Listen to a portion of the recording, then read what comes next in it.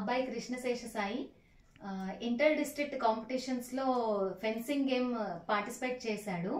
అయితే వాడు ఆ కాంపిటీషన్లో మన స్టేట్ లెవెల్ నుంచి నేషనల్ లెవెల్కి సెలెక్ట్ అయ్యాడు.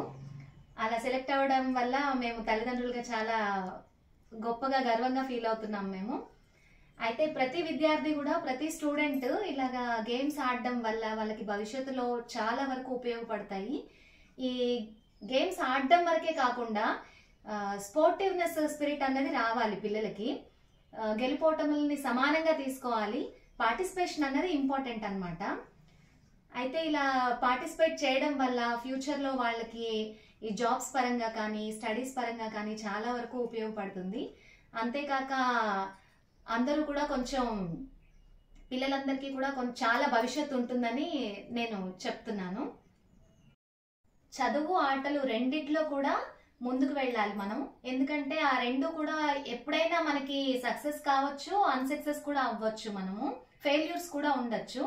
అయితే ఈ రెండింటిని కూడా మనం సమానంగా తీసుకోవాలన్నమాట. ఇవాళ రేపు పిల్లలు ఎలా ఉన్నారు అంటే క్షణికావేశానికి గురయ్యి ఏదేదో పిచ్చి పిచ్చి కార్యక్రమాలు అవి చేస్తున్నారు. సో అలా చేయకుండా ఉండాలి అన్నది నా సలహా.